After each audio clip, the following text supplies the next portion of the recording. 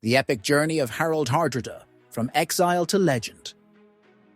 As the September sun glinted off English spears at Stamford Bridge in 1066, Harald Hardrada, the last great Viking king, stood defiant in his final hour. His journey to this fateful moment had been nothing short of mythic, a teenage fugitive who fled Norway with a price on his head, only to return decades later as a battle-scarred legend who had commanded Byzantine emperors' armies, escaped Constantinople's dungeons with gold-laden ships, and conquered the Norwegian throne through sheer force of will. Harald's life reads like fiction, yet it was all too real, a saga of blood, treasure and ambition spanning from the icy fjords of Scandinavia to the golden domes of Constantinople, and back again. The world Harald navigated was brutal and breathtaking, a time when a warrior with enough audacity could carve out kingdoms, when Arctic princes could become Mediterranean warlords, and when the Viking Age itself balanced on the edge of extinction. This is not merely the biography of a remarkable man, but the story of how an era ended and a new one began, told through the impossible journey of the last true Viking king. Born in blood and ice, the early life of Harald Sigurdsson. Norway in 1015 was no place for the faint of heart. When Harald Sigurdsson drew his first breath in the rural estate of Ringerike, he entered a world where kingship was claimed not through birthright alone, but through steel and guile. As the youngest son of a petty king who controlled just a small slice of Norway's fractured landscape, Harald's prospects initially seemed limited. Yet blood, royal blood, flowed through his veins, marking him from birth as both a target and contender in Scandinavia's lethal Game of Thrones. The boy grew up in the shadow of his charismatic half-brother, Olaf Haraldsson, who had returned from Viking raids abroad to claim the Norwegian crown. Young Harald watched, wide-eyed, as Olaf united much of the country through a potent mixture of military might and Christian conversion. For Harald, his brother's court became the first classroom in the art of power, a place where he absorbed lessons in warfare, politics, and the ruthless calculations required of those who would rule. The lessons turned brutally practical in 1028. Danish King Signut the Great, flush with English silver and ambition, swept into Norway with an overwhelming force. 13-year-old Harald stood among his brother's outnumbered warriors at the Battle of Stiklestad, his first taste of true combat. The clash was savage, the screams of the wounded mixing with the thunder of sword on shield, the ground turning to mud beneath the boots of desperate men fighting for their lives and their kingdom. When the battle lines broke, Harald found himself surrounded, his young body already bearing 3 grievous wounds. A Danish axe had carved a path across his neck, another blow had mangled his arm, and a spear thrust had pierced his leg. Worse than his physical agony was the sight that confronted him as he fought to stay conscious. His half-brother Olaf, Norway's king, falling beneath a storm of Danish blades. As darkness threatened to claim him, local farmers sympathetic to Olaf's cause dragged Harald's bleeding form from the battlefield, hiding him in a remote woodland cabin. For days, the boy hovered between life and death, fever dreams of vengeance mingling with the pain of his wounds. The farmers treated him with herbal poultices and kept him hidden from Knut's men, who were already spreading through the countryside, hunting down Olaf's relatives with methodical precision.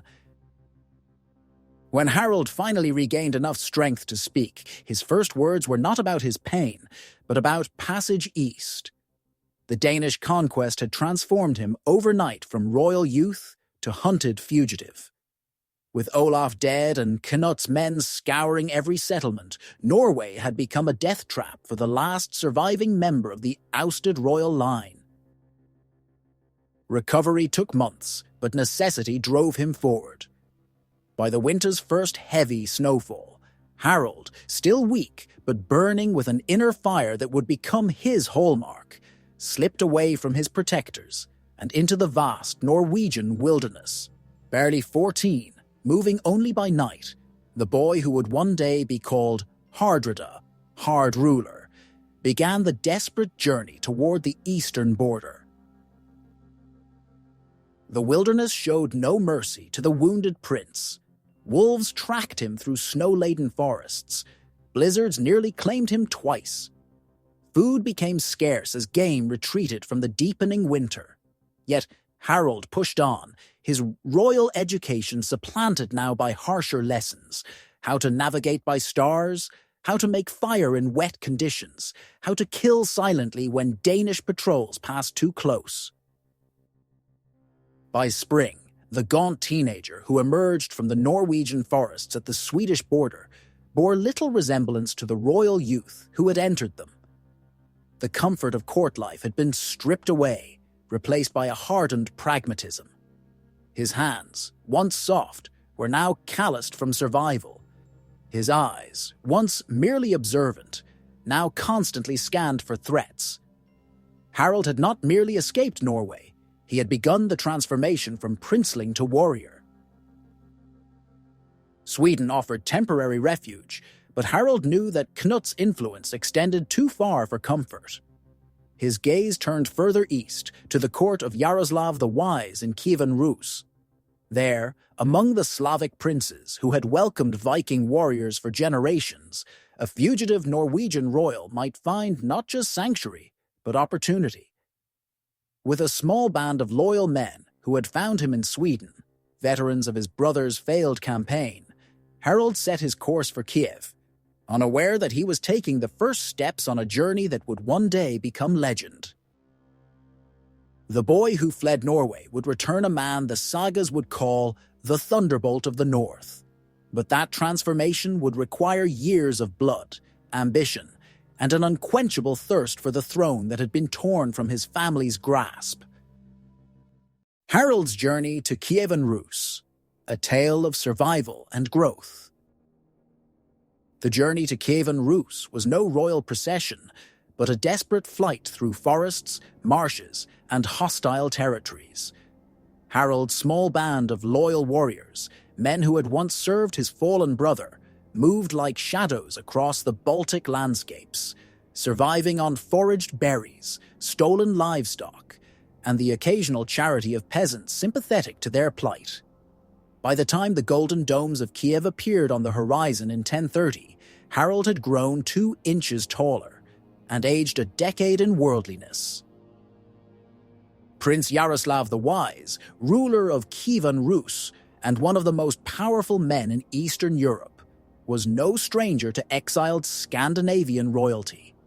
His own wife, Ingigerd, was a Swedish princess, and Viking mercenaries had long served in his armies. The connection ran deeper still.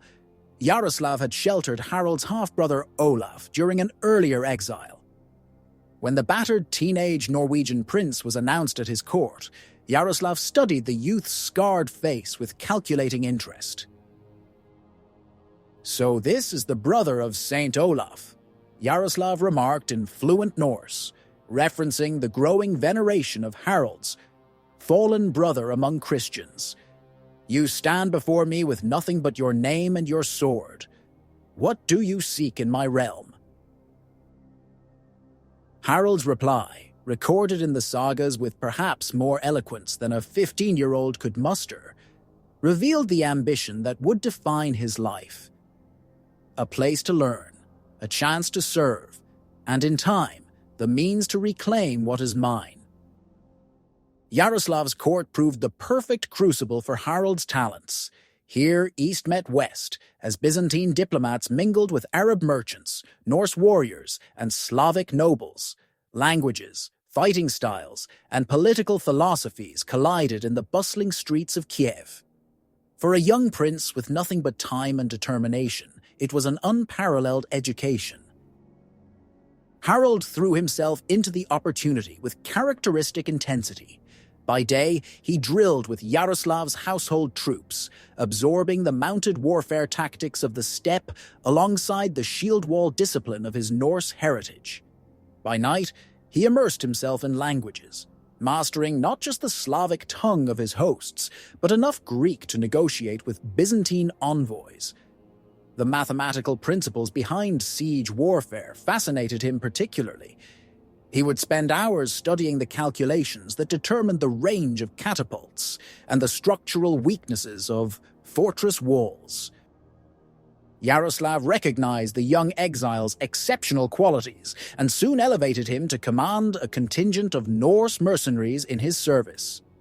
At 17, Harald led his first independent raid against Polish border tribes, returning with prisoners and plunder that he shrewdly divided, keeping enough to build his reputation for generosity while contributing handsomely to Yaroslav's treasury.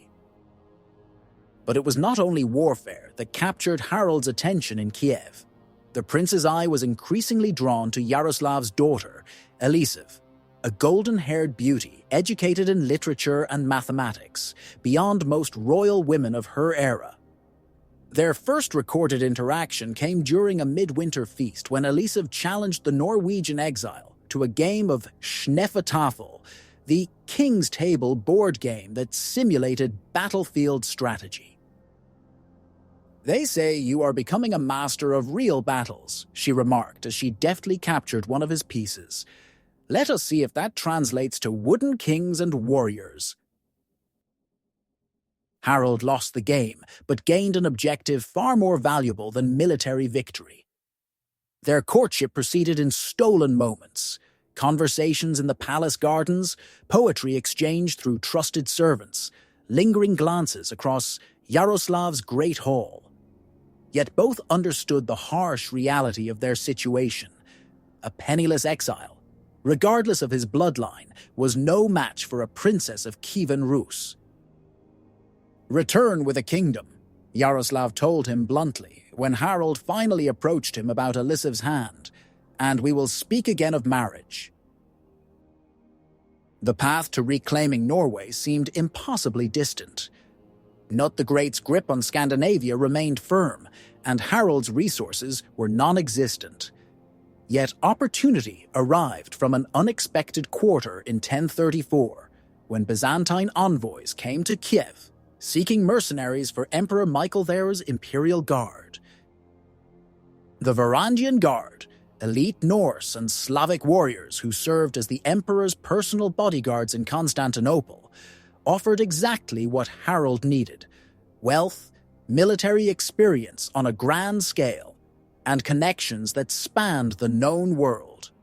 When he approached the Byzantine recruiters, they measured the tall, battle-scarred 19-year-old with professional appraisal. "You understand that in Miklagard, your royal blood means nothing?" their captain asked, using the Norse name for Constantinople. "You would begin as any other guardsman, your advancement dependent solely on your sword and your wits."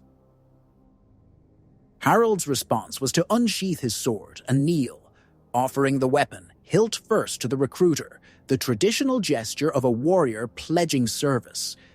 His eyes, however, remained locked on the Byzantines, betraying none of the humility his posture suggested. His departure from Kiev was marked by a private moment with Elisev, away from the eyes of her father's court. No record exists of their exact words, but the result was clear. A pledge between them, formalized by a small ring of twisted gold that Harald wore on a leather cord around his neck.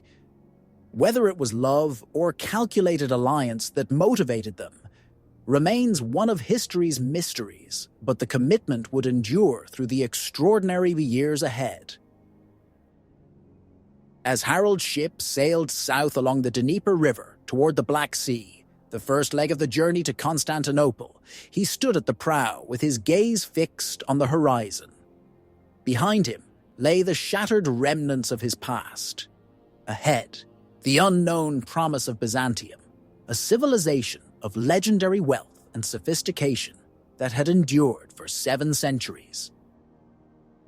The exile from the frozen north was about to enter a world of imperial intrigue, desert warfare, and opportunities beyond imagination.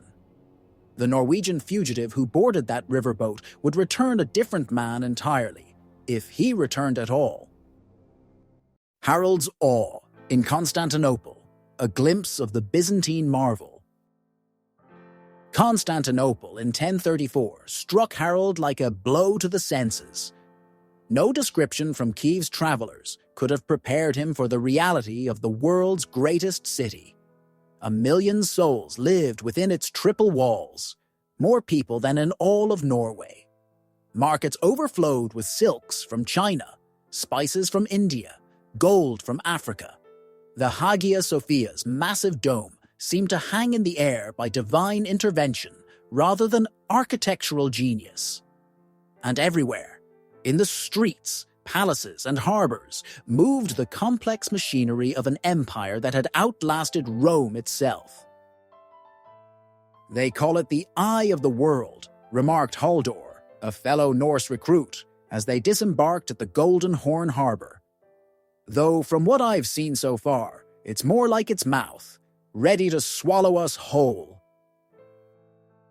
The Varangian Guard's recruitment process eliminated any lingering sense of royal entitlement Harold might have harbored. Stripped, measured, and examined like prized livestock, the Norsemen faced a battery of tests designed to identify weaknesses. Combat trials pitted recruits against seasoned guardsmen with blunted weapons that still broke bones and split skin. Endurance tests left men collapsing from exhaustion. Intelligence assessments in multiple languages eliminated those who couldn't quickly grasp complex commands. Harold excelled. His years in Kiev had prepared him well, and the raw talent that had always set him apart now found expression in the cosmopolitan military environment. Within 3 months, he received the distinctive uniform of the Varangian Guard, a blue tunic embroidered with silver thread, a crimson cloak, and most importantly, the fearsome Dane axe that was their trademark weapon. Emperor Michael IV, a former money changer, elevated to the throne through marriage to the twice-widowed Empress Zoe, maintained a careful distance from his new northern guardsmen. But his brother, John the Orphan Atropos, who managed much of the empire's daily business, took special notice of the Norwegian exile with royal blood. "You are not the first displaced prince to serve in our guard," John remarked during an inspection, switching from Greek to passable Norse. "But most arrive with more arrogance and less skill. Keep your ambitions tightly leashed, Northerner. Constantinople has ways of dealing with men who reach beyond their station." The warning was unnecessary. Harold had already witnessed the Byzantine approach to political threats. Palace eunuchs with soft voices and softer steps could order executions with a gesture. Rivals might be blinded rather than killed, a particularly Byzantine mercy that removed men from power while preserving their lives. Harold absorbed these lessons alongside military tactics, adopting the calculated patience of a culture where power plays unfolded over decades rather than seasons. His first campaign came in 1035, when the Varangians were deployed against Arab pirates threatening Byzantine shipping in the Aegean. The Norse warriors' ferocity proved perfect for naval combat, where close-quarters fighting decided battles. Harold distinguished himself at the siege of a pirate stronghold on Lesbos, leading a night assault that caught the defenders unprepared. His innovative use of fisher boats, muffling the oars with cloth, and approaching beneath the fortress walls during a storm became a tactic studied in Byzantine military academies for generations. "The Northerner thinks like a Greek, but fights like a demon," one imperial commander reported. The assessment reached Emperor Michael, who rewarded Harold with gold and a minor command. For the next 3 years, Harold fought across the empire's fringes, from Bulgaria, where remnants of rebellion still smoldered, to the mountain passes of Armenia, threatened by Seljuk Turks. With each campaign, his responsibilities grew. Unlike many Varangians who spent their pay on Constantinople's legendary pleasures, Harold lived simply, hoarding his wealth and sending portions to trusted contacts in Kiev. His focus remained unwavering, accumulate enough gold and influence to reclaim Norway. The watershed moment in Harald's Byzantine career came in 1038, when he joined the massive expedition to Sicily under the brilliant general George Maniakes. The island, long a Byzantine possession, had fallen to Arab control, and Emperor Michael was determined to reclaim it.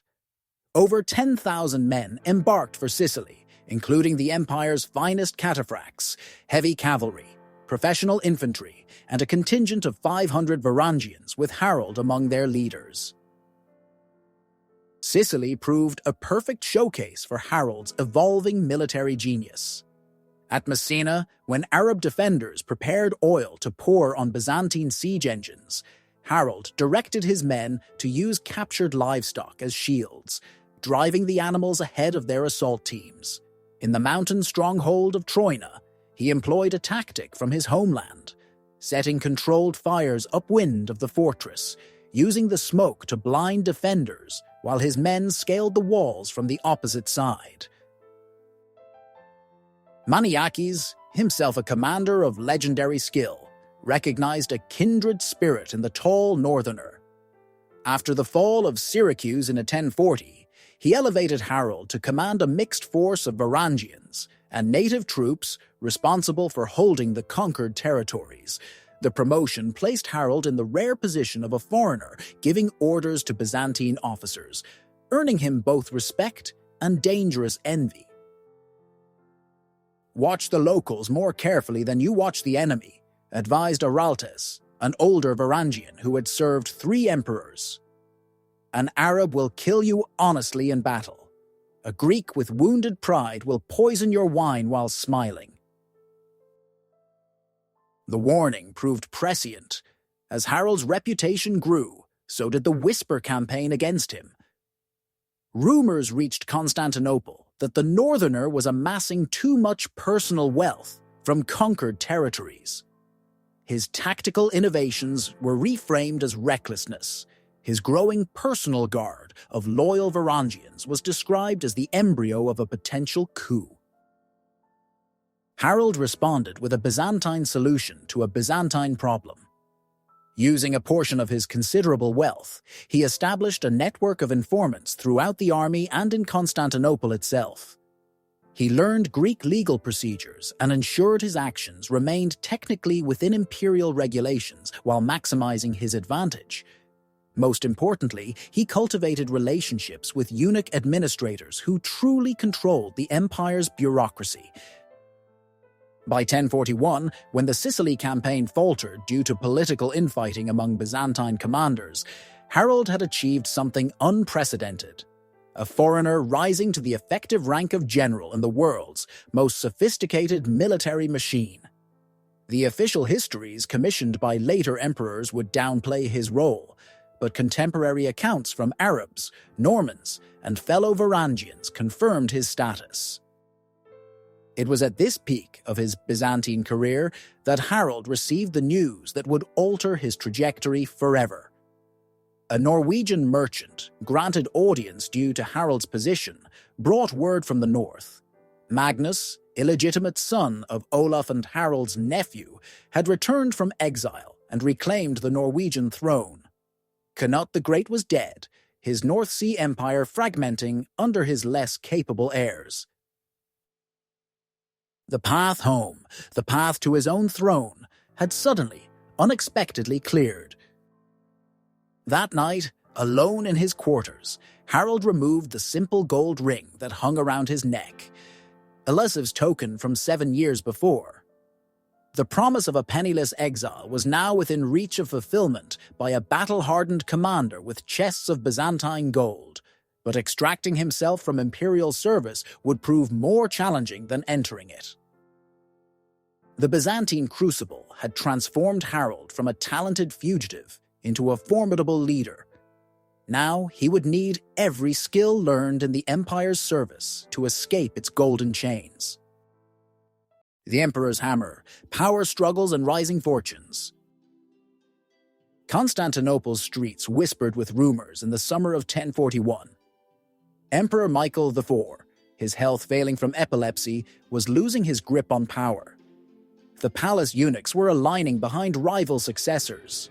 And somewhere in the eastern provinces, a northern barbarian commander named Harald was amassing a fortune that rivaled the treasuries of minor kingdoms. "You've become too visible," warned Harald's Armenian secretary Artavast, a convert to Christianity who had attached himself to the Norse commander's rising star.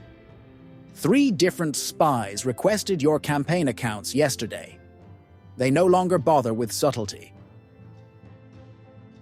Harald received this news while preparing for his most ambitious military assignment yet. The empire faced a serious threat from the Bulgarians, who had launched a massive rebellion that threatened to sever Constantinople from its western territories. Emperor Michael, desperate for a victory to secure his legacy, appointed Harald as commander of a mixed force of Varangians and Byzantine regulars, some 6,000 men in total. The Bulgarian chieftain, Petar Delian, claims royal blood and calls himself Tsar, the imperial chamberlain explained during Harald's briefing. "Defeat him, bring his head to Constantinople, and the emperor's gratitude will be substantial." What went unspoken was equally clear. Failure would provide Harald's enemies the perfect opportunity to eliminate him. The politics of the assignment were as treacherous as the military challenge. The campaign began in spring of 1041, with a forced march through the mountain passes of Thrace. Harald abandoned the traditional Byzantine approach of methodical advance with heavy supply trains. Instead, he moved his forces rapidly, living off the land and striking Bulgarian outposts before reinforcements could arrive. His Varangian veterans formed the tip of the spear, with Byzantine infantry and cavalry deployed to exploit breakthroughs. At the fortress town of Mosinopolis, Harald unveiled a tactic that would become his signature. Rather than settling in for a lengthy siege, he identified the garrison commander through intelligence gathered from local peasants.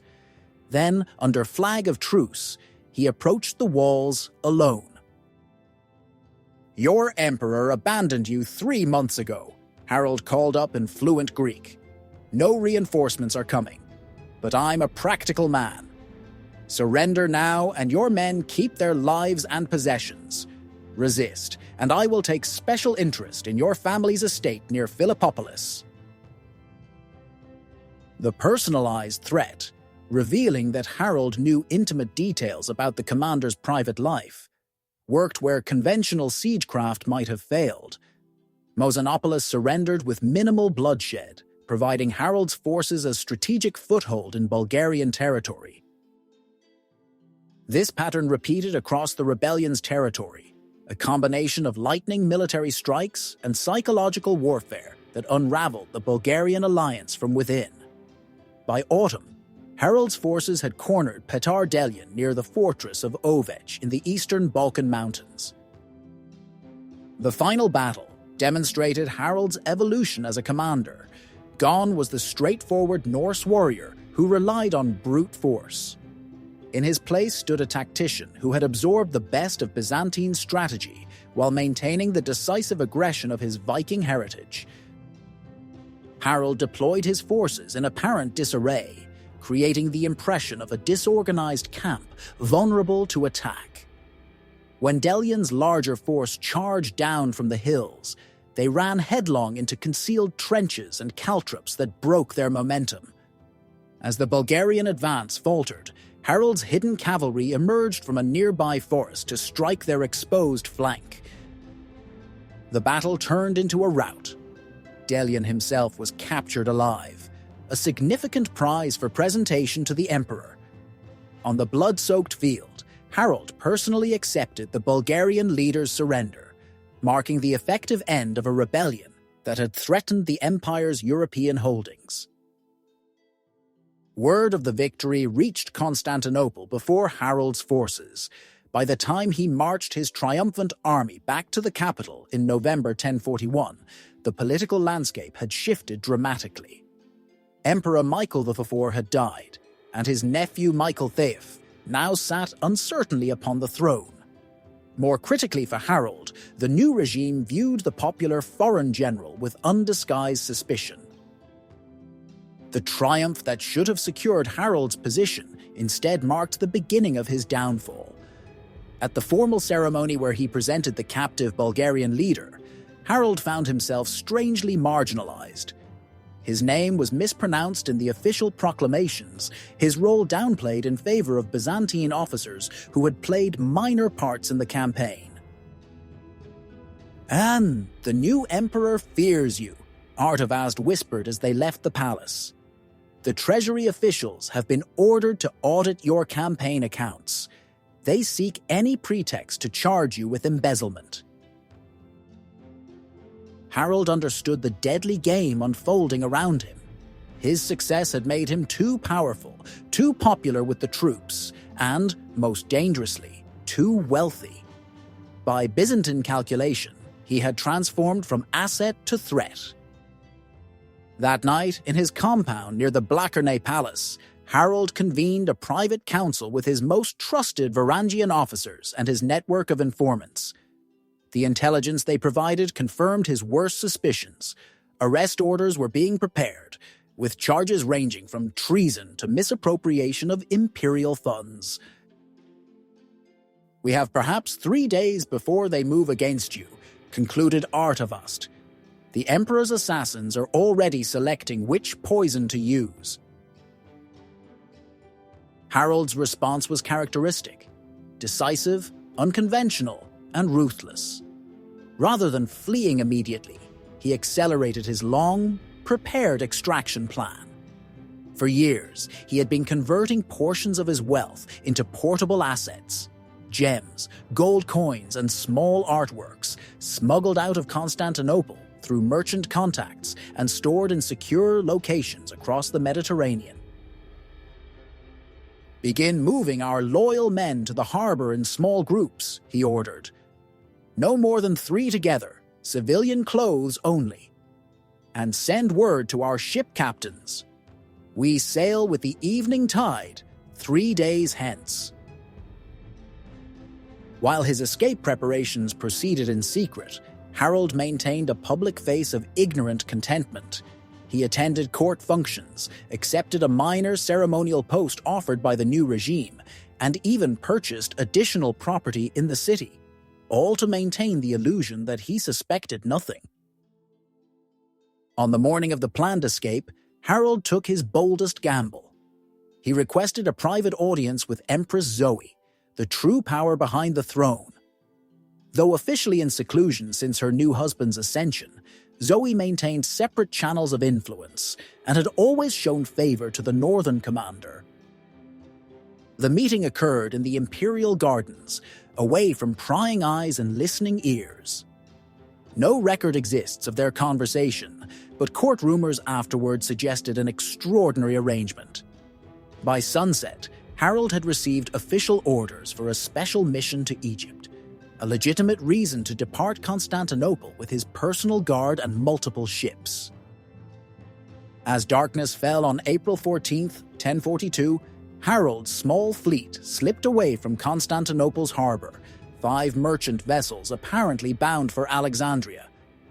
Only when they reached open water did they reveal their true nature: warships crewed by veteran Varangians, their holds filled not with trade goods, but with one of the greatest private fortunes ever taken from the Byzantine Empire.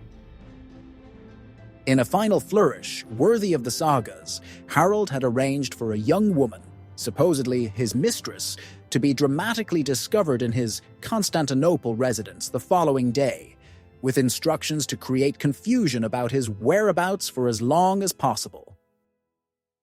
The official Byzantine histories would later claim that Harald had fled disgrace and punishment for unspecified crimes. The Norse sagas would tell a different tale, of a cunning prince who outwitted an empire and escaped with treasure beyond measuring. The truth, as always, likely fell somewhere between these extremes. What remains certain is that Harald, now 31, hardened by 14 years of exile and warfare, had successfully completed his Byzantine education. The empire had shaped him into a weapon of extraordinary capabilities. Now that weapon was pointed northward, toward the throne that had always been his ultimate objective. Harold's dramatic escape from Byzantium. The official Byzantine chronicles recorded Harold's departure as a routine reassignment. The reality was far more dramatic.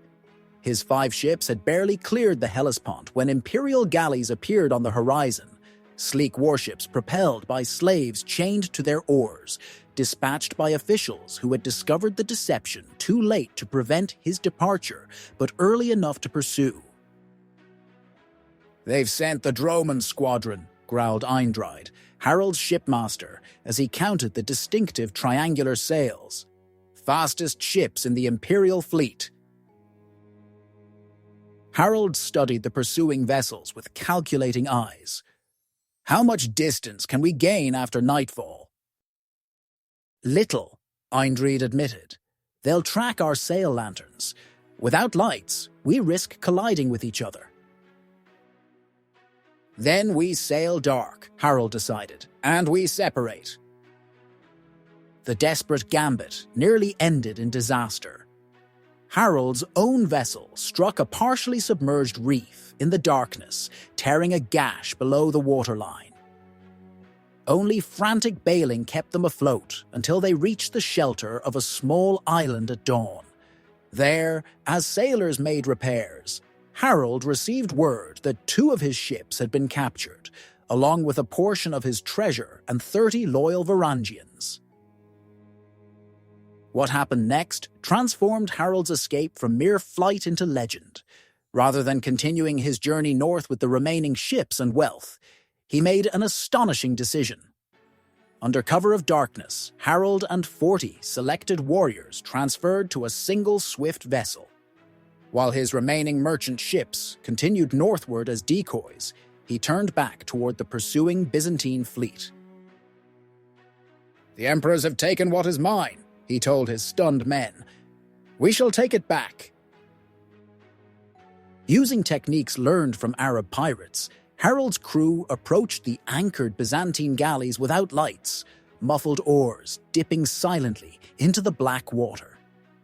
The imperial captains, believing their quarry fled northward, had posted minimal night watches. The first ship was taken without raising alarm, sentries killed with arrows before they could shout, the captain captured in his bed. "Your prisoners and their cargo," Harold demanded, his knife at the captain's throat. "Which ship holds them?" By dawn, Harold had liberated his captured men and treasure, seized a Byzantine droman for his own use, and set the remaining pursuit ships ablaze. The audacity of attacking imperial warships, technically an act of war against Byzantium itself, revealed a commander who now considered himself beyond the reach of even the world's greatest empire. The liberated Varangians were jubilant, but Harold understood the implications of his actions. "Constantinople is now closed to us forever," he told his inner circle as they resumed their northward journey. "We've crossed a line no foreigner has dared cross before." The journey from the Aegean to Kiev followed ancient trade routes up the great rivers of Eastern Europe. At each stage, Harold demonstrated both the wealth and strategic thinking acquired during his Byzantine service. Merchant vessels were purchased to replace those lost. Additional warriors were recruited from settlements along the way. Most importantly, portions of his treasure were deposited with trusted contacts. Insurance against future catastrophe. When Harold's flotilla finally reached Kiev in late 1042, Prince Yaroslav received his former protege with calculated warmth. The ruler of Rus recognized that the man who knelt before him was no longer the desperate teenager who had sought refuge years before, but a battle-hardened commander whose wealth and connections made him a valuable ally, or a dangerous rival. "So the exile returns," Yaroslav remarked, studying Harold's face for signs of the boy he had once known. "With ships, men, and if rumors are true, enough gold to purchase a kingdom."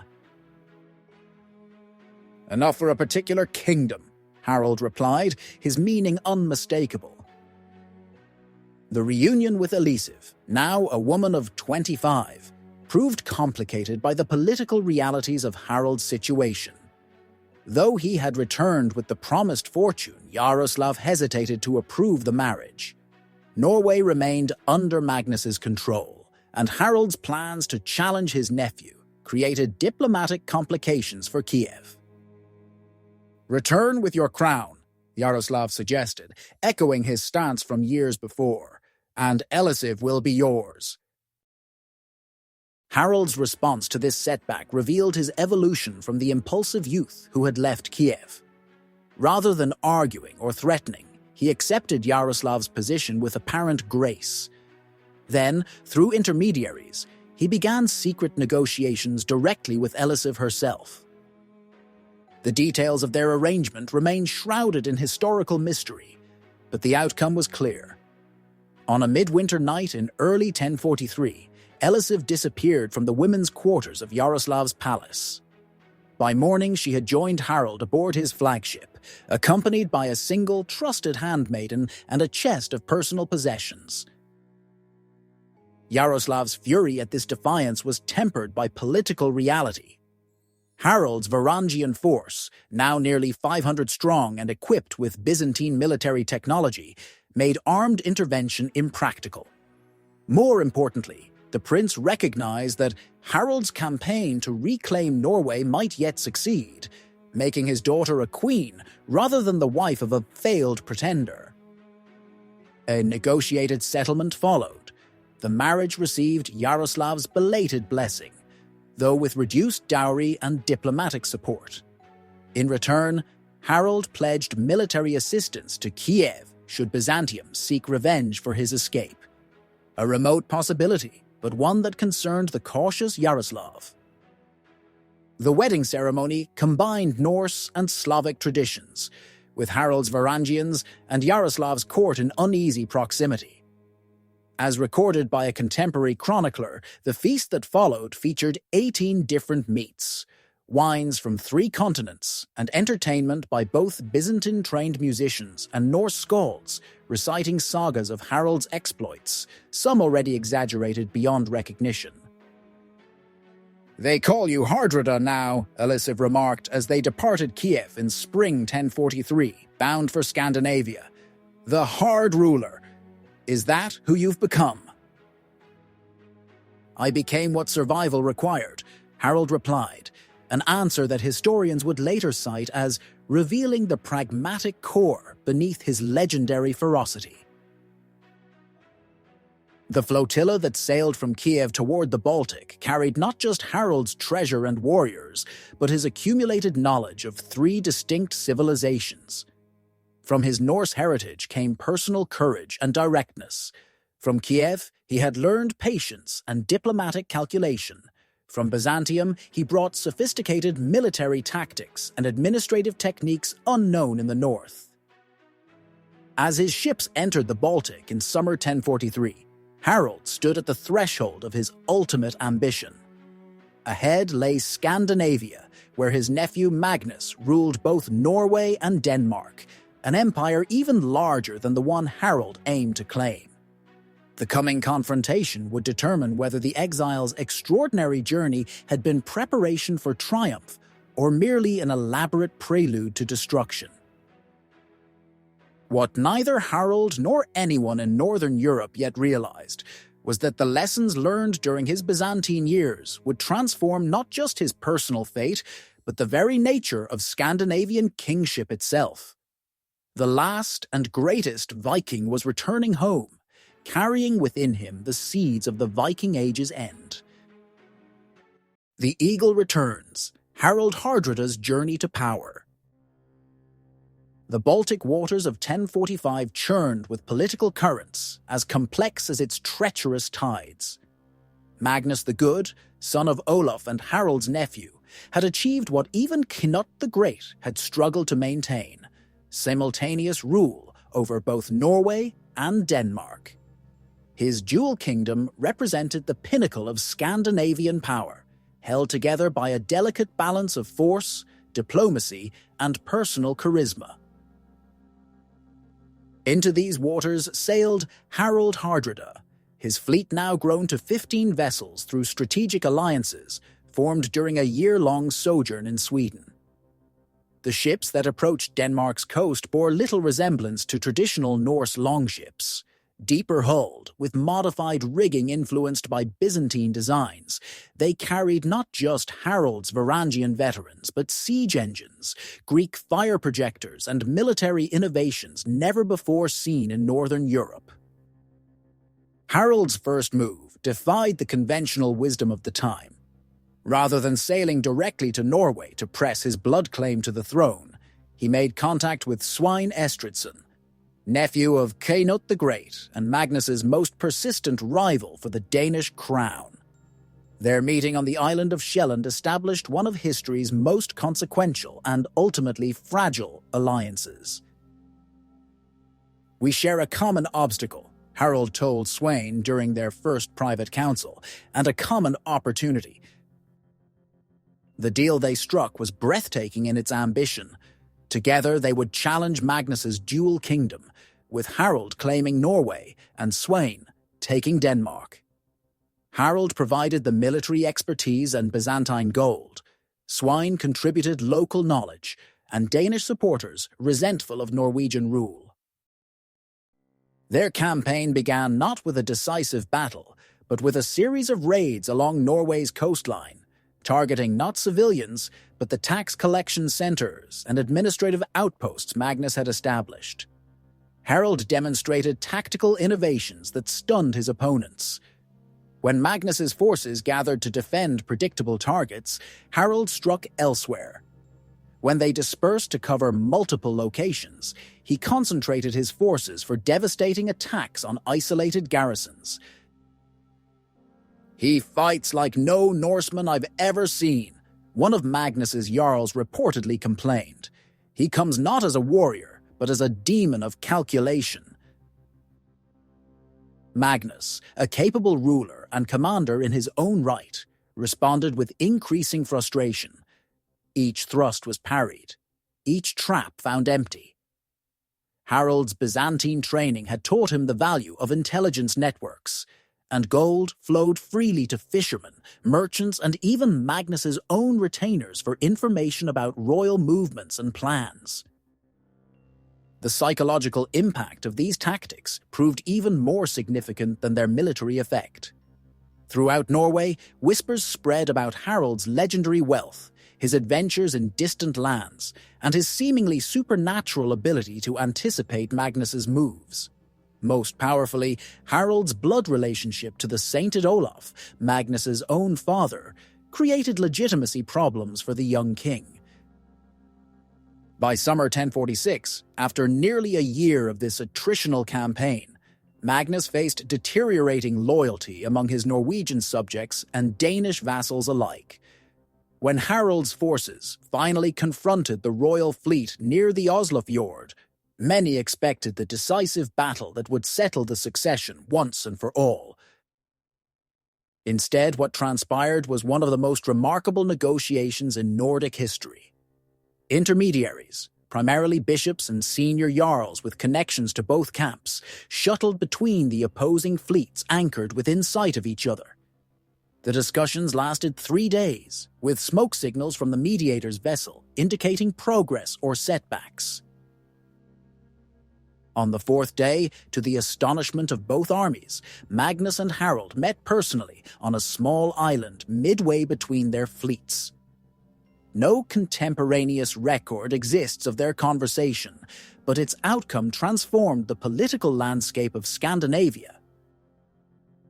Magnus, recognizing the military stalemate, Harald's growing popular support, and the threat of Danish rebellion under Svein, offered an extraordinary compromise: joint kingship of Norway, with Harald granted equal status and authority. Denmark would remain under Magnus's sole rule, effectively severing the dual kingdom. For Harald, the proposal presented both opportunity and dilemma. Joint rule fell short of his ultimate ambition. but offered immediate legitimacy without further bloodshed. More problematically, accepting Magnus's terms meant betraying his alliance with Svein Estridsson, who would receive nothing from the arrangement. His decision came swiftly and pragmatically. Harald accepted Magnus's offer, abandoning Svein without hesitation. When his Danish allies sent urgent messages seeking explanation, Harald's response was coldly practical. "The path to Norway opened before me. Your path to Denmark remains your own concern." The betrayal transformed Svein from ally to lifelong enemy, setting the stage for decades of conflict to come. But in the immediate term, Harald had achieved what had seemed impossible just years before: recognized kingship of his homeland without a decisive military victory. The formal ceremony of reconciliation took place at Trondheim in late 1046, where Magnus and Harald sat upon twin thrones in the cathedral built over St. Olaf's tomb. The symbolism was unmistakable: uncle and nephew, bound by the blood and legacy of Norway's patron saint, now united in rule, if not in trust. For the Norwegian people, the arrangement brought cautious optimism. Magnus had proven himself a capable administrator who had maintained peace and prosperity. Harald brought legendary status, Byzantine connections, and the promise of increased international prestige. Together, they represented a formidable concentration of power and legitimacy. Reality proved more complicated. From the beginning, the joint kings maintained separate courts, separate retinues, and increasingly separate governing philosophies. Magnus, raised in the emerging Christian ethos of medieval kingship, emphasized justice, moderation, and the rule of law. Harald, shaped by Byzantine autocracy and Viking pragmatism, focused on efficiency, revenue, and centralized authority. Their uneasy partnership lasted less than a year. In October 1047, Magnus fell ill while inspecting royal properties in southern Norway. Within days, his condition deteriorated beyond recovery. On his deathbed, according to multiple chroniclers, Magnus made a final decision that revealed both political calculation and personal ambivalence about his uncle. "Norway shall pass wholly to Harald," he declared to the assembled nobles and clergy. "But Denmark I leave to Svein Estridsson, for that kingdom was never truly mine to give away." This deathbed division, whether genuine or invented by later chroniclers to legitimize subsequent events, created the political geography that would define Harald's reign. He had secured undisputed control of Norway, but Magnus's bequest to Svein created a legal basis for Danish independence that would prove impossible to overturn. When Magnus was laid to rest beside his father in Trondheim Cathedral, Harald stood alone as Norway's sole ruler. The exile who had fled with nothing had returned to claim everything. But as he surveyed the kingdom, now his alone to govern, Harald faced a fundamental question that would define the remainder of his reign. Would he rule as a traditional Norse king, a Byzantine-style autocrat, or something entirely new? The answer would reshape Norway itself, and ultimately determine whether the returned exile would be remembered as merely the last Viking king or as the architect of a new Norse age. Norway's Winter of Transformation, Harald Hardrada's reign. The winter of 1047-1048 gripped Norway in ice and darkness as Harald Hardrada, now sole king, retreated to the royal estate at Nidaros to contemplate his hard-won kingdom. The country he had inherited was vastly different from the fragmented chiefdoms of his youth. Magnus had built upon Olaf's foundations, creating a realm where royal authority extended beyond personal loyalty to encompass administration, taxation, and the beginnings of written law. Yet for all its progress, Norway remained fundamentally poor compared to the empires Harald had known. Its scattered population of farmers, fishermen, and traders produced barely a fraction of Constantinople's wealth. Its wooden churches and halls seemed crude after Byzantium's marble palaces. Even the royal residence, though the finest in Norway, was a simple timber structure that would have housed a minor provincial official in the Eastern Empire. "We are kings of trees and rocks," Harald remarked to his wife Elisif one night as they reviewed the royal accounts. "But trees can be cut into ships and rocks into fortresses." The transformation began with shocking speed. Within months of Magnus's death, Harald launched administrative reforms that drew directly from Byzantine models while accommodating Norse realities. He standardized weights and measures across the kingdom, improving both trade and taxation. He established a professional class of royal administrators, often clerics with rudimentary literacy, to replace the traditional system of authority delegated to local chieftains. Most controversially, Harald created Norway's first standing military force. The Hird, traditionally a king's personal retinue of warriors, was expanded and formalized. Elite units modeled loosely on the Varangian Guard formed the core, supplemented by local levies who received regular training. These professional soldiers, paid directly from royal coffers, gave Harald unprecedented coercive power throughout the realm. The innovations extended to Norway's physical landscape. Harald founded or expanded royal centers at strategic locations, most notably the trading post of Oslo, which he developed into a significant settlement. Unlike previous kings who constantly traveled between estates, consuming resources provided by local obligation, Harald established permanent administrative centers where royal officials could govern in his absence. These changes encountered fierce resistance from Norway's traditional power structures. The jarls and chieftains, who had enjoyed substantial autonomy under previous kings, found their authority undermined by Harald's centralization efforts.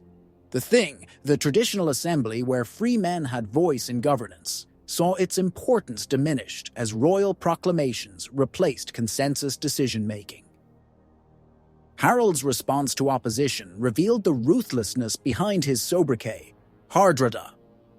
When Einar Tambarskjaldr, one of Norway's most powerful jarls and a former supporter of Magnus, publicly criticized the new policies, Harald invited him to a reconciliation meeting at the royal hall in Nidaros. According to the sagas, what followed became one of the most notorious episodes of Harald's reign. "You speak much of law," Harald reportedly told Einar during their private conversation, "but show little respect for royal authority." "I respect kings who respect our ancient customs," Einar replied. "Magnus understood this. Perhaps you have spent too many years away to remember our ways." Without warning, armed men burst from behind a tapestry. Einar and his son, who had accompanied him, were cut down before they could draw their weapons. Harald, watching impassively, allegedly commented, "Now we have lessened the number of farmers' tools in Trøndelag." The brutal execution sent an unmistakable message throughout Norway. Opposition to Harald's new order would not be tolerated. The intimidation proved effective. Within 2 years, most regional resistance had collapsed. Replaced by grudging accommodation to royal authority, the kingdom's traditional leadership either adapted to Harald's system or found themselves replaced by men who would. In everyday governance, Harald's administrative style reflected his cosmopolitan background. Byzantine record-keeping practices were adapted for Norway's simpler economy. Coinage was standardized, with silver pennies bearing Harald's likeness, replacing the varied currency previously in circulation. Legal procedures incorporated elements from both Norse tradition and Eastern Roman practice, creating a hybrid system that emphasized royal authority while maintaining cultural continuity. The transformation extended beyond governance to religion. Though himself baptized and nominally Christian, Harald maintained a pragmatic approach to faith that contrasted sharply with Olaf's zealous conversion efforts. He supported the church institutionally, funding construction of stone churches to replace wooden structures, establishing formal bishoprics, and maintaining connections with European ecclesiastical hierarchies, while showing little personal piety. Harald understands that the church is another pillar of royal power, observed Adam of Bremen, a contemporary chronicler. He honors Christ with buildings and bishops, but governs like an ancient god. This calculated religious policy typified Harald's broader approach. He consistently chose effectiveness over ideology, practical solutions over traditional methods. When Norwegian merchants complained of harassment in Danish waters, Harald didn't resort to traditional raiding and retaliation. Instead, he established a system of royal convoys with armed escorts, simultaneously protecting trade and extending royal control over commerce. By 1050, the cumulative effect of these reforms had transformed Norway's governance. Royal revenue tripled through improved tax collection rather than increased rates. Military capability expanded dramatically without depleting the farming population, essential to the economy. Administration achieved consistency previously unknown in the north. The price of these achievements was equally clear. Norway had become the most centralized and autocratically governed realm in Scandinavia. The consultative traditions that had limited previous kings' authority eroded beneath Harald's systematic pressure. Ancient regional identities, once fiercely independent, gradually subordinated to royal authority.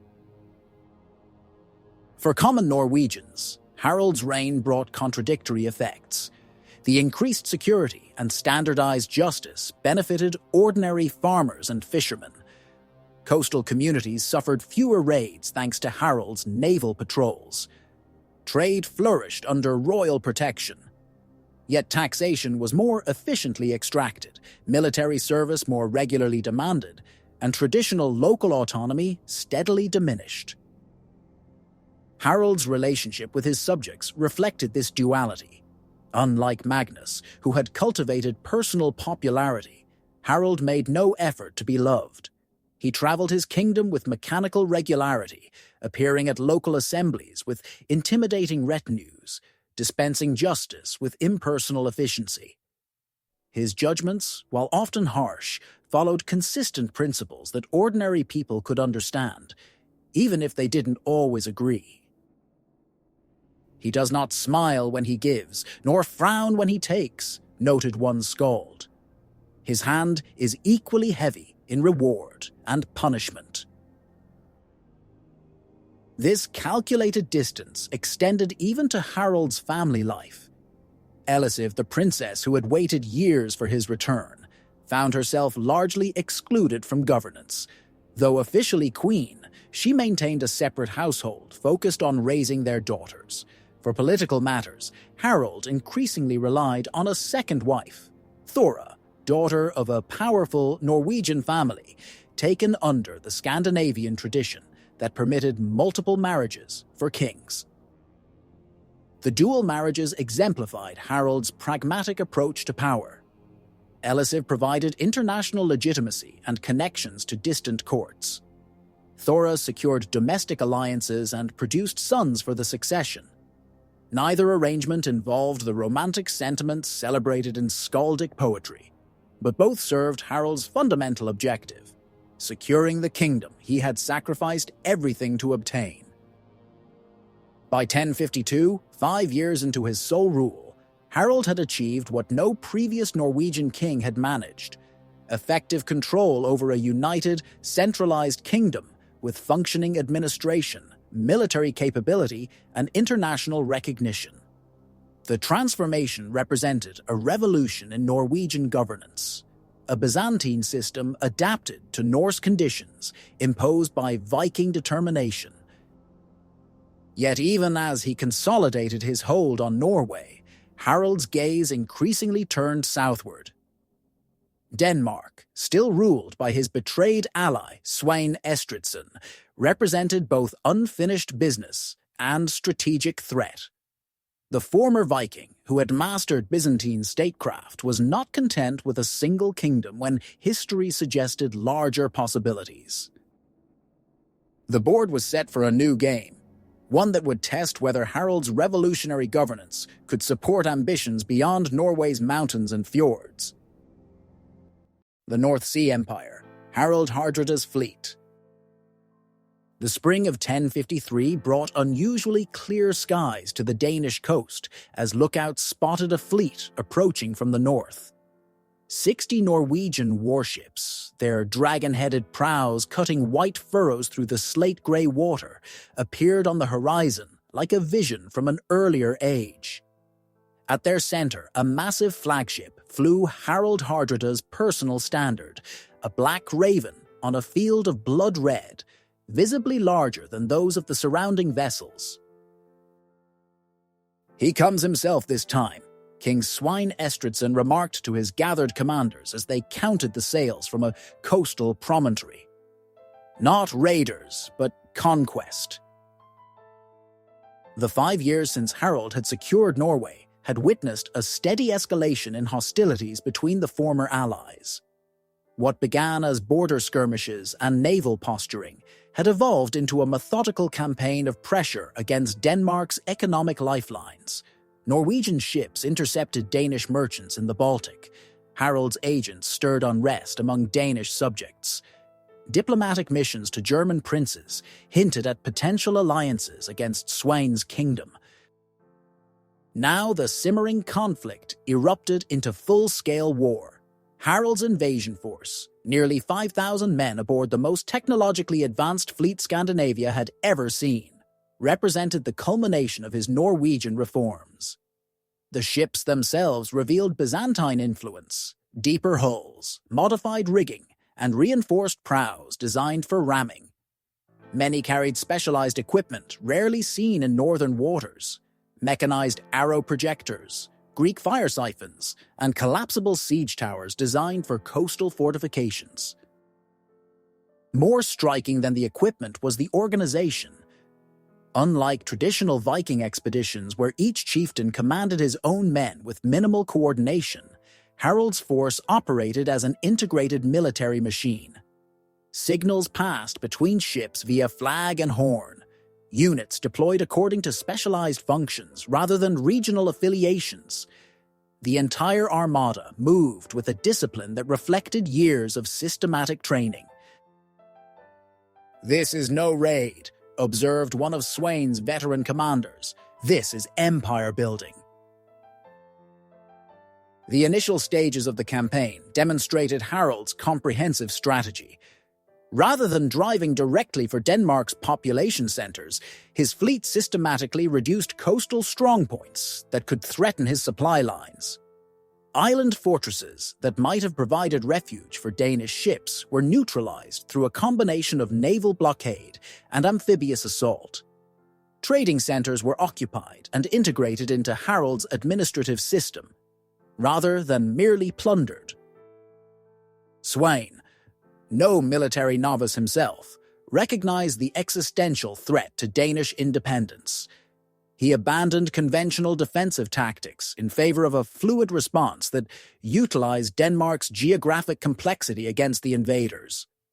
His smaller vessels retreated into shallow waters where Harald's deeper-drafted ships couldn't follow. Danish forces would appear, strike at exposed Norwegian units, then vanish before a coordinated response could be organized. The resulting campaign transformed into a chess match between commanders who had studied each other's methods for years. Harald brought overwhelming force and systematic application of resources. Svein countered with intimate knowledge of local conditions and a population willing to endure hardship rather than submit to Norwegian rule.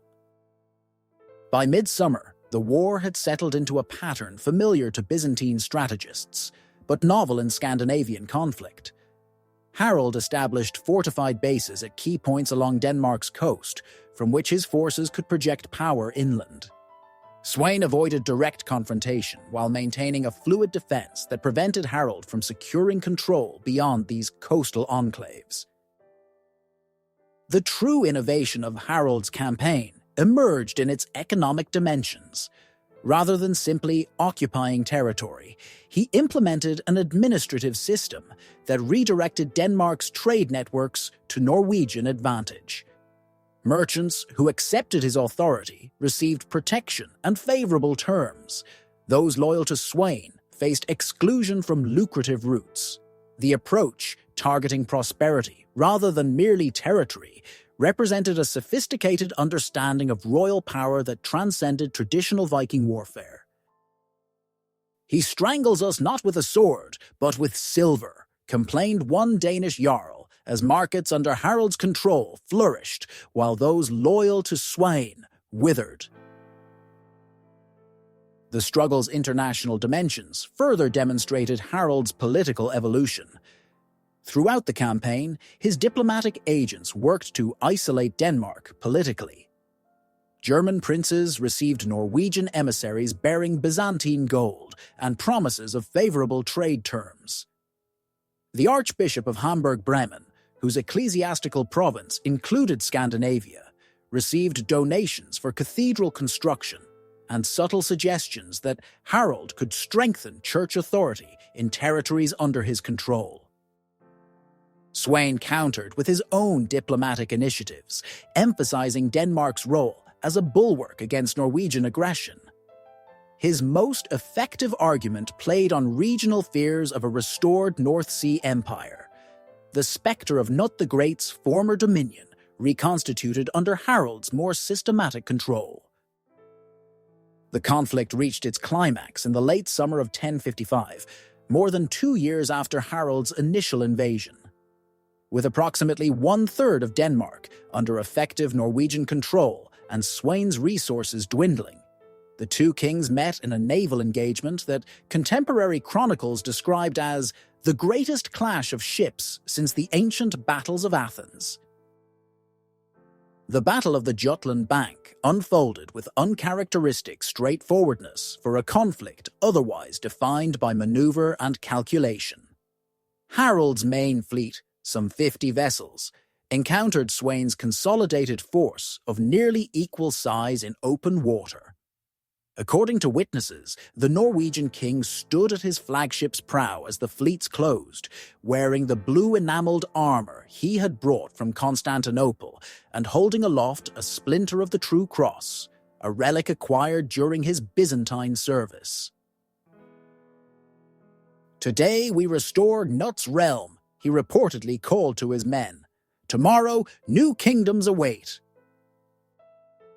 The engagement lasted from mid-morning until sunset, with phases that reflected the hybrid nature of Scandinavian naval warfare in transition. Initial exchanges featured archery duels between ships maintaining distance, a tactic Harold had learned in Mediterranean conflicts. As vessels closed, the battle devolved into the traditional Norse approach of ship-to-ship boarding actions, with shield walls formed on decks slick with blood and seawater. Harold himself led a boarding party against Sweyn's flagship, demonstrating that years of kingship had not diminished his personal courage. According to skaldic verses composed shortly after the battle, he cleared the Danish king's deck like a farmer's scythe through summer wheat, personally accounting for multiple enemies while driving towards Sweyn's position at the stern. The Danish king narrowly escaped capture when a supporting vessel created a gap through which he and his bodyguards could leap to safety. As darkness fell, both fleets disengaged in reasonable order, neither side having achieved decisive victory. The battle's toll was staggering. Approximately 20 ships sunk or burned beyond repair, and as many as 1,500 men killed or drowned. In the battle's aftermath, both kings faced harsh strategic realities. Harald had demonstrated Norway's military superiority, yet failed to achieve the decisive victory needed to force Denmark's submission. Sweyn had preserved his kingdom's independence but lacked resources to expel the Norwegian enclaves established along his coasts. The conflict had reached a stalemate that drained both realms while benefiting neither. The peace negotiations, conducted through intermediaries on a small island in the Kattegat, produced a settlement remarkable for its pragmatism. Denmark would maintain formal independence under Sweyn's rule, but with significant concessions to Norwegian interests, preferential trading rights, annual tribute payments, and Norwegian garrisons at key coastal locations. For Harald, the arrangement fell short of outright conquest, but secured substantial economic advantages without the ongoing cost of occupation. For Sweyn, the terms preserved Danish sovereignty while acknowledging the reality of Norwegian power. Both kings could claim some measure of victory while avoiding further bloodshed. The settlement's most significant element lay in its unspoken implications for the future. Harald had demonstrated that his reformed Norwegian state could project power beyond its borders more effectively than any previous Scandinavian kingdom. The Byzantine-influenced administrative systems he had implemented proved capable of sustaining extended campaigns and governing occupied territories. Though falling short of reconstituting Canute's North Sea Empire in its entirety, Harald had established Norway as the dominant Nordic power. As his fleet returned to Norway in autumn 1055, Harald could reflect on a partial but meaningful success. Denmark had not fallen completely under his control, but its economic resources now flowed partially into Norwegian coffers. His kingdom's military capability had been proven beyond question.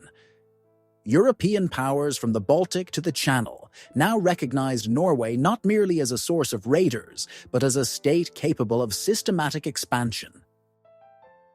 Yet even this achievement left Harald's ambitions unfulfilled. As he approached his 50th year, an advanced age by Viking standards, the king who had fought from Russia to Sicily to Denmark still sought one final conquest. His gaze increasingly turned westward towards the island kingdom that had formed the cornerstone of Canute's former empire, England. The stage was being set for Harald Hardrada's final and most audacious gamble, one that would determine whether he would be remembered as the restorer of Scandinavian imperial power, or as the last great Viking felled by the turning of history's tide. The England Gambit, Harald's covert mission. The English Channel churned beneath a leaden sky in early 1066 as a Norwegian merchant vessel made its careful way toward London. Unlike the warships that had carried Harald's name across northern waters, this unassuming Nor bore no royal markings, its crew dressed as common traders rather than warriors. Yet its mission was far from ordinary commerce. In its hold, alongside Baltic amber and Norwegian furs, traveled Harald's most trusted intelligence agents, men tasked with assessing the increasingly unstable situation in England. 3 claimants circled the English throne like wolves around a wounded elk, reported Styrkar, the mission's leader, upon his return to Harald's hall at Nidaros. Edward the Confessor grows weaker by the day. When he dies, blood will flow. The intelligence Styrkar brought painted a complex picture of English politics on the brink of crisis. Edward the Confessor, childless despite 20 years of marriage, had failed to establish a clear succession. The most powerful English earl, Harold Godwinson, positioned himself as natural heir despite questionable bloodline claims. William, Duke of Normandy, insisted that Edward had promised him the crown years earlier. And somewhere in the tangle of competing claims lay Harald Hardrada's own tenuous connection through ancient agreements between Norwegian and English kings. The situation offers rare opportunity, Styrkar continued, unrolling detailed maps of English harbors and coastal fortifications acquired during his mission. England's fleet is poorly maintained. Their northern earls resent Godwinson's dominance. and there is someone of particular interest who seeks alliance with Norway. That someone proved to be Tostig Godwinson, Harold's own brother, recently deposed from his position as Earl of Northumbria and burning for revenge. Exiled on the continent, Tostig had spent months seeking allies against his brother, offering inside knowledge of English defences and promises of popular support in exchange for military backing. When Tostig himself arrived at Harold's court in spring 1066, shortly after Edward's death and Harold's swift coronation, the exiled earl found a receptive audience. Now 50 years old, Harald Hardrada had spent a decade consolidating power and building Norway's strength. His partial success against Denmark had demonstrated the potential of his military reforms. But England offered something far greater: a wealthy kingdom with established administrative systems that could be captured in a single, decisive campaign. The timing seemed divinely ordained. England faced threats from multiple directions, with William of Normandy openly preparing an invasion force across the Channel. Harold Godwinson's attention and resources would inevitably be divided.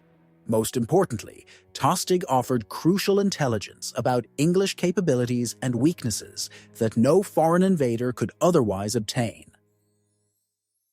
"My brother has scattered his forces to watch the southern coast," Tostig explained as he and Harold examined maps in the king's private chamber.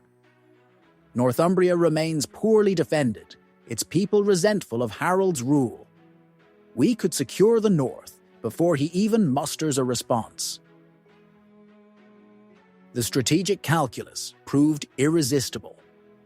Over the summer of 1066, Harold mobilized Norway's resources for the most ambitious Scandinavian expedition since Cnut the Great's conquest 50 years earlier. The scale of preparations reflected lessons learned from decades of warfare across 3 continents.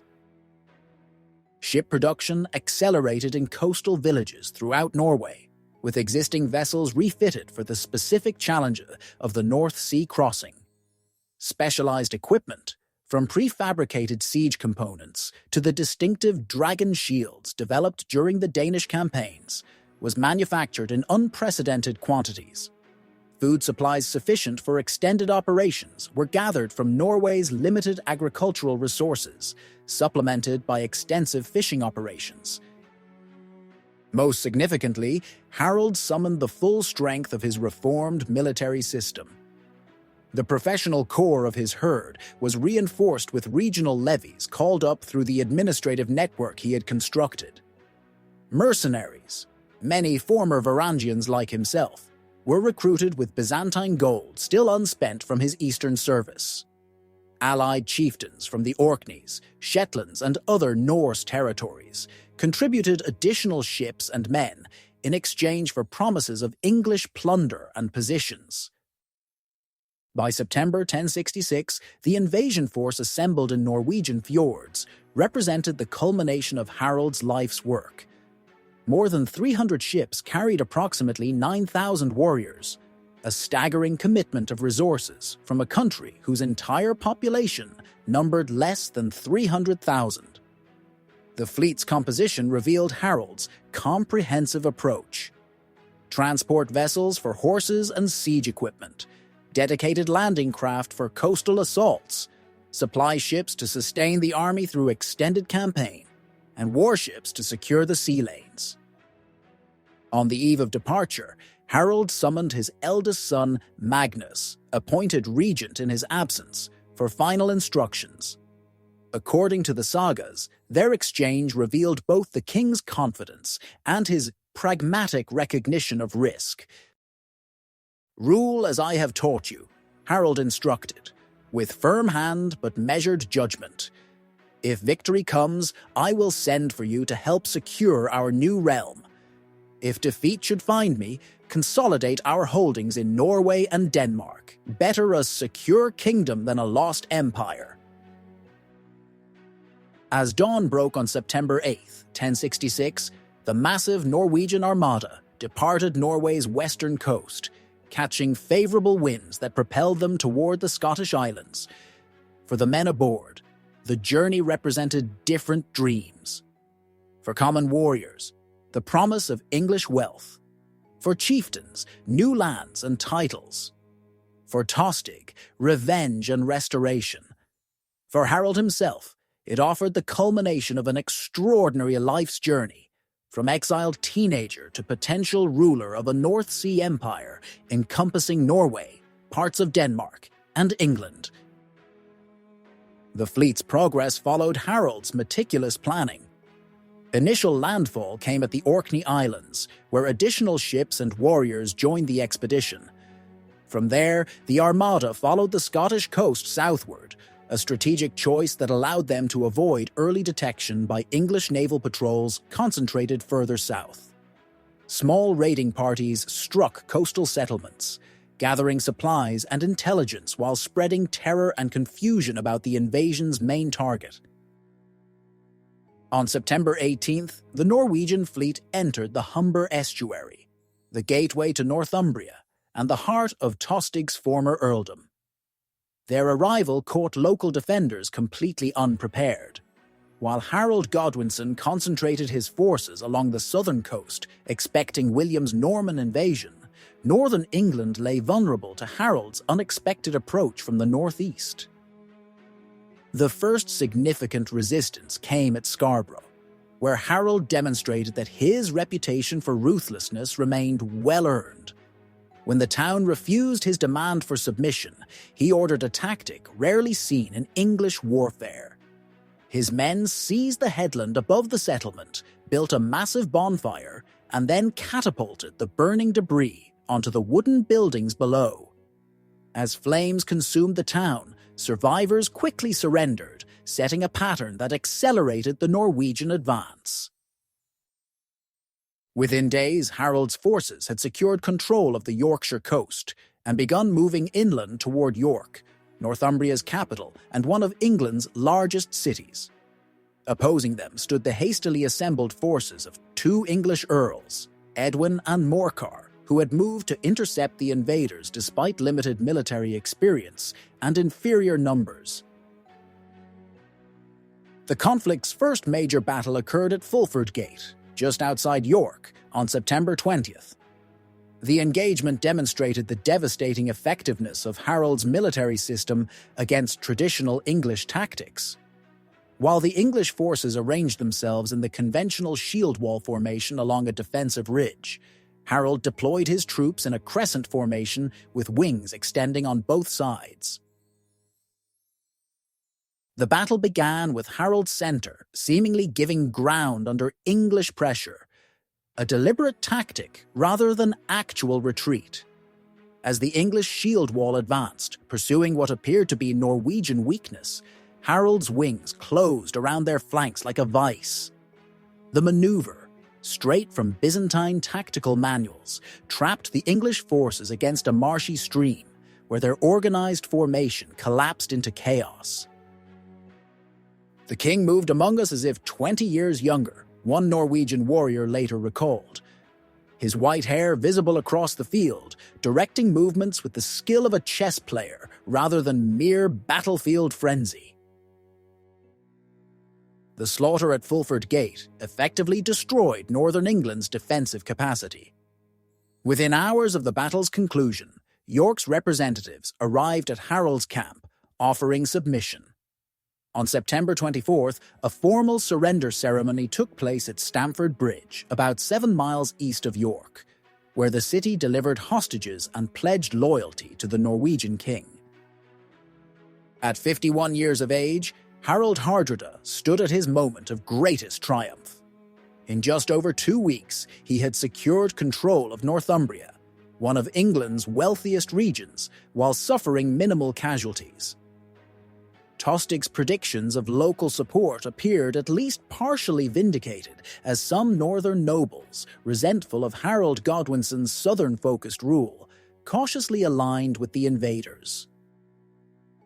As Harold's forces established camp at Stamford Bridge to consolidate their position and prepare for the next phase of conquest, the Norwegian king could reasonably believe that his extraordinary gambit was succeeding. England, the cornerstone of Sennaut's former empire, seemed within his grasp. The Byzantine-trained exile who had fled Norway with nothing was poised to return triumphant as ruler of the North Sea's most valuable prize. What Harald could not know was that Harald Godwinson, having learned of the northern invasion, had already begun a forced march that would cover 190 miles in just 4 days, bringing the full might of England's army towards Stamford Bridge with unprecedented speed. The final act of Harald Hardrada's remarkable life was about to begin, though not in the manner he had meticulously planned. The Battle of Stamford Bridge, prelude to conflict. Dawn broke clear and warm over Stamford Bridge on September 25th, 1066, an unusually pleasant autumn day that found Harald Hardrada's forces in relaxed disposition. The Norwegian camp sprawled across meadows on both sides of the River Derwent, with most warriors enjoying a welcome rest after weeks of sailing and fighting. Their armor lay stacked in organized piles. Many men had removed their heavy tunics in the unexpected heat. A sense of accomplishment pervaded the encampment as soldiers polished weapons, mended equipment, and discussed how English lands might be divided among them. Harald himself had scheduled a council with local English nobles to formalize their submission and arrange for additional provisions. The day's primary military concern involved organizing a reduced force to collect hostages promised by surrounding settlements, a routine security measure rather than preparation for combat. With York subjugated and no significant English forces reported within 100 miles, the Norwegians had shifted from invasion footing to occupation duties. This lethal complacency shattered shortly before midday. A distant dust cloud appeared on the western horizon, billowing along the road from York.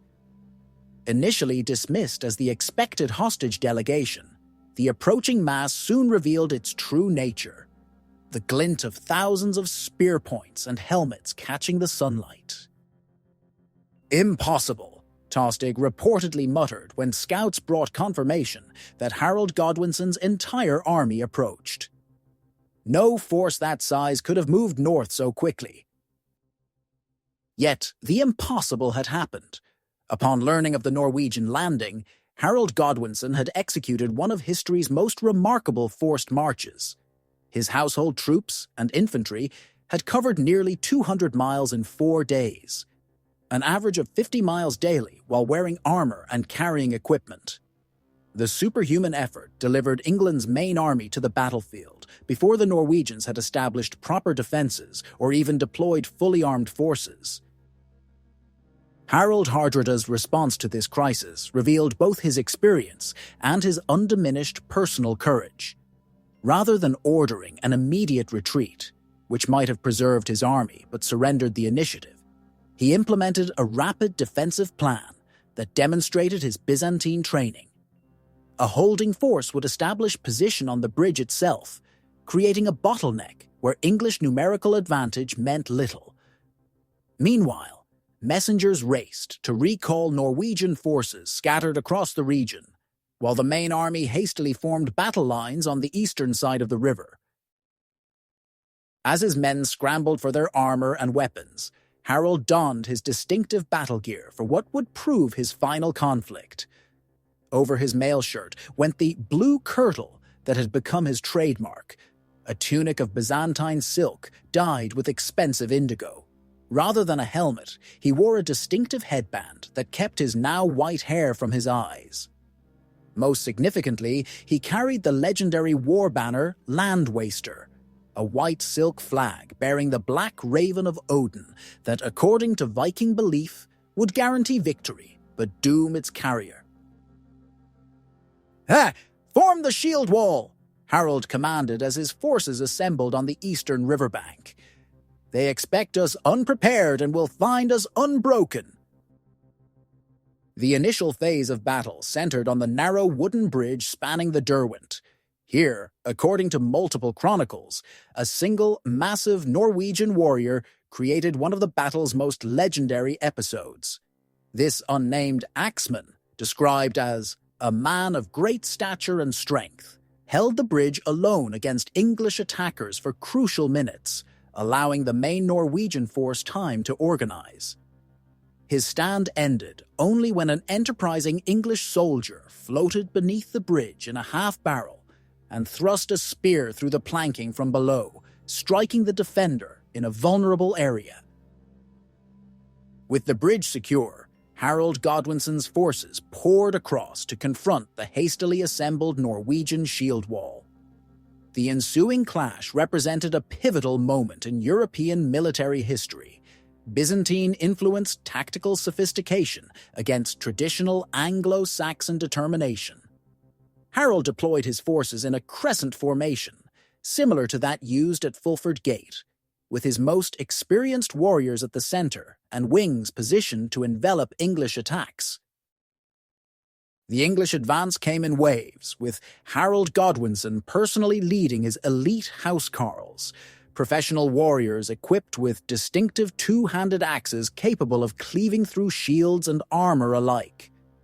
What followed was not the elegant maneuver warfare of Harald's previous victories, but a grinding, brutal test of endurance as shield walls crashed together like tectonic plates. For nearly an hour, the Norwegian line held against repeated English assaults. Harald Hardrada fought in the front rank, a tactical error for a commanding general, but consistent with Norse traditions of leadership. According to skaldic verses composed shortly after the battle, he cleared space around him like a harvester, his blade rising and falling in tireless rhythm, despite his advanced age. The battle's turning point came suddenly and definitively. In a brief lull between English attacks, Harald raised his visor to survey the battlefield and shout encouragement to wavering sections of his line. In that moment of exposure, an arrow, its origin never conclusively identified, struck him directly in the throat. The wound proved instantly fatal. The last great Viking king fell beneath his raven banner, his extraordinary life's journey ending on English soil thousands of miles from his Norwegian birthplace. The psychological impact of Harald's fall cascaded through Norwegian ranks. Though Tostig attempted to maintain command, ordering the banner raised again to conceal the king's death, the cohesion that had characterized Harald's forces began to disintegrate. When another English assault breached the shield wall near its center, complete collapse followed. The battle transformed into a desperate rout as Norwegian survivors attempted to recross the bridge toward their ships. Many drowned in the Derwent, weighed down by armor. Others formed isolated pockets of resistance that were methodically reduced by English forces. Tostig himself fell fighting beside the Norwegian royal standard, his vendetta against his brother ending in mutual destruction. By evening, the meadows around Stamford Bridge bore witness to slaughter on a scale rarely seen in medieval warfare. Of the approximately 6,000 Norwegians present for the battle, contemporary accounts suggest fewer than 1,000 survived. The English victory was comprehensive, so complete that Harald Godwinson allowed the remaining Norwegians to depart on just 24 ships, a mere fraction of the massive fleet that had arrived. Among the battle's notable survivors was Olaf, Harald Hardrada's younger son, who had accompanied his father on the expedition. Harald Godwinson, perhaps recognizing the futility of further bloodshed, permitted Olaf to collect his father's body and return to Norway with the survivors and remnants of Harald's once great treasure. The English king even waived the customary ransom for captured nobles, reportedly stating that enough brave men have died this day. The historical significance of Stamford Bridge extended far beyond the death of Harald Hardrada. Just 3 days after the battle, William of Normandy landed his invasion force on England's southern coast. Harald Godwinson, forced to immediately march his exhausted army southward, would meet the Normans at Hastings with depleted forces. His defeat and death there would transform English history forever. For Norway, The catastrophe at Stamford Bridge ended its brief period as Northern Europe's dominant power. The cream of its warrior aristocracy lay dead on English soil. Its carefully built military system had been shattered in a single afternoon. The vast wealth Harold had accumulated over decades of warfare and administration, intended to fund continued expansion, was largely lost. Most significantly, the innovative leadership that had transformed Norway from fragmented chiefdoms into a unified state had been extinguished. Olaf, soon to be known as Olaf the Peaceful, would rule a diminished Norway focused on internal development rather than external conquest. The revolutionary administrative systems Harold had implemented survived in modified form, but the imperial ambitions they were designed to support vanished from Norwegian policy for centuries to come. As Harold's body returned to Norway aboard one of the 24 surviving ships, the northern world stood at a historical inflection point. The Viking Age, that remarkable era of Scandinavian expansion, exploration, and conquest, had effectively ended on the fields of Stamford Bridge. The medieval era, with its feudal structures, dominant church influence, and centralized monarchies, would now reshape Northern Europe, just as it had already transformed lands further south. In this transition between ages, Harald Hardrada represented a final bridge between worlds, the last great exponent of Viking martial prowess, combined with Byzantine administrative sophistication. His extraordinary life had spanned continents and civilizations, from the frozen fjords of his birth to the golden domes of Constantinople, and finally to the English riverbank where his ambitions ended. The North would produce other significant rulers and warriors in centuries to come, but none would match the sheer scope of Harold's journey or the dramatic contrasts of his experience.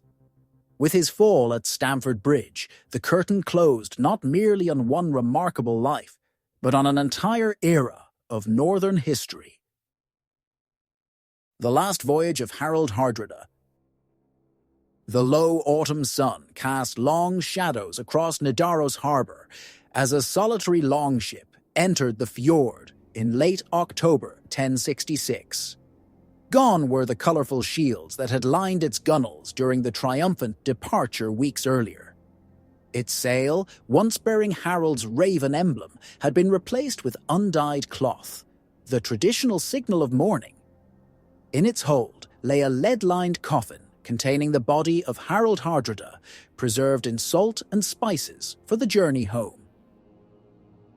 Word of the disaster at Stamford Bridge had reached Norway days earlier, carried by the faster of the 24 surviving ships. The kingdom that awaited Harold's final return bore little resemblance to the confident nation that had bid him farewell. Crowds lined the shoreline in silent witness as Olaf, now effectively king at just 16, supervised the unloading of his father's remains. The young man's face, observers noted, already showed the weight of leadership thrust upon him by catastrophe. "Thus returns the one who would have made us masters of the North," murmured Skule Kongsvostre, one of Harold's few surviving captains, as the procession moved toward St. Clement's Church. "Not in triumph, but in lead and linen." The funeral ceremonies combined Christian ritual with older Norse traditions in a manner that reflected Harold's own pragmatic approach to religion. While Bishop Eirik conducted formal rites according to church practice, skalds performed traditional death poems celebrating Harold's exploits from Russia to Sicily to England. The king, who had never fully embraced Christian piety in life, was consigned to eternity with prayers to Christ and symbolic references to Valhalla's Warriors' Hall. More remarkable than the ceremony itself was the gathering it attracted. Representatives arrived from courts across northern Europe, including, most surprisingly, an envoy from Emperor Constantine X of Byzantium. The imperial delegate presented a golden wreath for Harold's tomb, acknowledging a man who had once served and then defied the empire. William the Conqueror, newly crowned King of England, after his victory at Hastings, sent a silver-mounted drinking horn with an inscription recognizing Harold as the mightiest of our enemies. Even Svein Estridsson of Denmark, Harald's bitter rival for over a decade, dispatched 30 ships bearing gifts and condolences. The gesture reflected not merely diplomatic courtesy, but genuine recognition that an era had ended with Harald's fall. The old Viking politics of personal vendetta and opportunistic alliance were giving way to the more formalized relations of medieval monarchy. As winter deepened over Norway, the immediate consequences of Stamford Bridge manifested in practical governance. The massive losses in manpower, particularly among experienced administrators and military leaders, created vacancies throughout Harald's carefully constructed system. In some regions, traditional chieftains who had resented central authority attempted to reassert independence. Tax collection faltered. Danish tribute payments ceased. Distant provinces grew neglectful of royal mandates. Olaf's response to these challenges revealed both his father's influence and his own distinct temperament. Rather than attempting to maintain Harald's expansionist policies with diminished resources, the young king adapted pragmatically to new realities. A peace treaty with Denmark formally abandoned Norwegian claims to Danish territory in exchange for recognition of Norway's borders. Military reforms scaled back the professional standing forces Harald had built while maintaining their organizational structure. Most significantly, Olaf initiated a profound shift in Norway's relationship with its own population. Where Harald had ruled through intimidation and administrative efficiency, his son emphasized consensus and traditional consultation. The Thing, the assembly of free men that Harald had often bypassed, regained importance in governance. Regional autonomy increased within the framework of continued royal authority. "My father built Norway's bones," Olaf reportedly told his advisors. "I shall give it flesh and heart." The approach earned him the sobriquet, the Peaceful, a name that carried no negative connotation in a population exhausted by generations of warfare. Under Olaf's 26-year reign, Norway experienced unprecedented internal development. Church organization expanded, trade flourished, legal codes developed greater sophistication. The administrative foundations Harald had established proved adaptable to more consensual governance, allowing Norway to evolve from conquest state to medieval kingdom without disintegration. Harald's legacy extended far beyond Norway's borders. His life and death marked a definitive transition point between historical eras across northern Europe. William's conquest of England, facilitated by Harold Godwinson's army being depleted at Stamford Bridge, accelerated the Norman transformation of English society. Denmark, under Svein Estridsson, embraced ecclesiastical connections that tied Scandinavia more firmly to continental European development. Most poignantly, the disaster at Stamford Bridge ended large-scale Norse military adventurism. While smaller Viking expeditions would continue for decades, the era of massive fleets carrying thousands of warriors to foreign shores effectively concluded with Harald's fall. The economic and demographic foundations for such operations, already strained by Harald's ambitious mobilization, could not recover from the catastrophic losses of 1066. The historical transition manifested physically across Scandinavia, as wooden stave churches gave way to stone cathedrals, runic inscriptions yielded to Latin script, and royal administrative centers evolved into medieval towns. Christianity, superficially adopted in Harald's generation as political expedient, became culturally dominant under his successors. The old gods retreated from public worship to folklore and private devotion.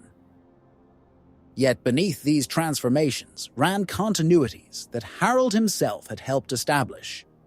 The centralized state structure he had created, adapted from Byzantine models to Norse conditions, survived and evolved, rather than collapsing after Stamford Bridge. The professionalized administrative practices he had introduced became standard features of Scandinavian governance. His legal innovations, particularly the concept of monarchy as public authority rather than merely private lordship, shaped Nordic political development for centuries. Harald's personal legacy proved equally complex and enduring. In the decades following his death, the Skalds who preserved Scandinavian historical memory transformed him into a figure of legend. The last and greatest Viking king, whose life spanned worlds and whose ambitions knew no limits. The Heimskringla and other saga compilations preserved his exploits in stylized form, emphasizing his cunning, courage, and inexhaustible drive for power. Archaeological confirmation of Harald's extraordinary life emerged gradually across centuries. Byzantine records documented the service of Araltes in imperial forces. Coin hoards discovered throughout northern Europe revealed currency struck during his reign. Most dramatically, excavations at Stamford Bridge in the modern era unearthed mass graves containing the remains of warriors bearing distinctive Norwegian weapons and battle injuries, consistent with contemporary accounts of the battle. Perhaps the most telling evidence of Harald's historical significance came not from archaeology, but from the subsequent course of Norwegian history. After the brief flickering of North Sea imperial ambition under Harald, Norway settled into a more modest but sustainable role as a regional kingdom.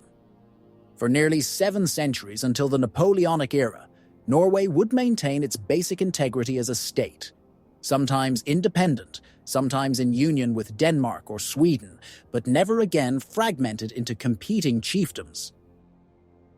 This enduring unity represented Harald's most concrete legacy. The exile who had learned imperial governance in Constantinople had successfully transplanted key elements of that system to the far north. Though his immediate imperial ambitions died at Stamford Bridge, the mechanisms he created to pursue those ambitions endured, evolving to serve very different purposes in subsequent generations. In the final accounting, Harald Hardrada embodied the transition between worlds. The Viking adventurer who became Byzantine general, who became administrative innovator, who became would-be emperor. His life bridged the gap between the Old Norse world, with its personal loyalties and heroic ethos, and the emerging medieval order with its institutional structures and territorial states. The last great Viking died pursuing an impossible dream of restored North Sea Empire. Yet in that pursuit, he had unknowingly laid foundations for Norway's survival and development in the very different European order that would emerge from the pivotal year of 1066. The king who lived between worlds ultimately helped his homeland navigate from one historical era into another. Perhaps his most significant accomplishment, though one he never intended nor lived to witness. As the medieval chronicler Adam of Bremen would later write, "With Harald fell the age of the northern seafarers. Yet what he built in Norway outlasted his dreams of conquest, proving that states endure while empires fade."